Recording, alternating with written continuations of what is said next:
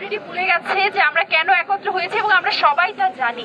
হিজাব আমাদের পরিচয়, আমাদের সবার, আমাদের আইডেন্টিটি হিজাব। আমরা নিজেরা ওন করি বলেই আমরা হিজাব পরি। শুধু হিজাব না, প্রত্যেকের পোশাকের স্বাধীনতা আছে। আপনারা জিন্স পরতে পারছেন, গেঞ্জি পরতে পারছেন, স্যার যে টু কোয়ার্টার পরতে চেয়েছেন সেও সেটা পরতে পারে। সেটা যদি তার জন্য কোনো ব্যারিয়ার না হয়, আমরা যারা হিজাব পড়ছি এটা কেন আমাদের ব্যারিয়ার হবে? শুধু এখন না, অনেক আগে থেকেই আমরা এই সমস্যাগুলোর কথা শুনে আসছি যে বিভিন্ন ডিপার্টমেন্টে যারা হিজাব পরে, যারা নিকাব করে, তাদের এক্সামের মধ্যে তাদের বলা হচ্ছে যে তোমাকে আমি চিনবো কি করে? আপনি এত বছর ক্লাস করেন, আপনি জানেন না হিজাবের নিচে যে মানুষটা আছে তার ভয়েস দেখে শুনে আপনি চিনবেন না? আপনাদের যে মহিলা আমাদের যে ম্যাডামরা আছে তারা কি তাদের পর্যবেক্ষণ করতে পারে না?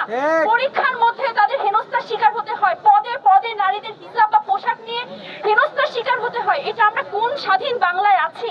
এই যে 36 জুলাই হইল, 24 পরবর্তী সময় এখনো কেন আমাদের পোশাকের জন্য কথা শুনতে হবে? যে হিজাব পরবে না সেইটাও তার ব্যক্তি স্বাধীনতা, যে হিজাব পরবে সেইটা তার ব্যক্তি স্বাধীনতা, সেইটা তার পরিচয়, সে সেটা ওন করে।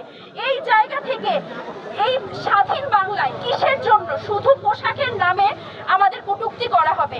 শুধু এখন না, আমরা শুধু এই একটা ক্ষেত্রে না, আমরা যেটা বলেছি মাহমুদ স্যারকে প্রকাশিত ক্ষমা চেতেই হবে। তার সাথে যদি সে ক্ষমা না চায়, এই বহিষ্কারটা এমন হবে যে ঘরে বসে আমাদের বিশ্ববিদ্যালয় সবসময় কি করে, যাদের বহিষ্কার বা অপসারণ করা হয় ঘরে বসে তারা বেতন নেয়। তারা এই যে আমাদের বিশ্ববিদ্যালয়ের মতো জায়গায় যৌন নিপীড়নের শিকার হচ্ছে নারীরা, কিসের জন্য পাচ্ছে? কারণ ঘরে বসে যখন বেতন পাওয়া যায় তাহলে তাদের আর কিসের দরকার আছে? এই তাদের সর্বোচ্চ শাস্তি ঘরে বসে বেতন। আমরা এমন কেন আইনে এখনো থাকবো? এই 25-24 পরবর্তী সময় 73-এর এক কেন সচল থাকবে? আমাদের দাবি এইটাই হবে যে এই এক পরিবর্তন করে যেমন করে হোক এই স্বায়ত্তশাসিত প্রতিষ্ঠান থেকে একটা স্বাধীন প্রতিষ্ঠান আমরা চাই, যেখানে কোনো প্রকার স্বায়ত্তশাসন কাজ করবে না। সকল প্রকার অন্যায়ের বিরুদ্ধে আমাদের সব সময় সজাগ থাকতে হবে, সেটা পোশাক হোক আর যাই হোক। পোশাক আমার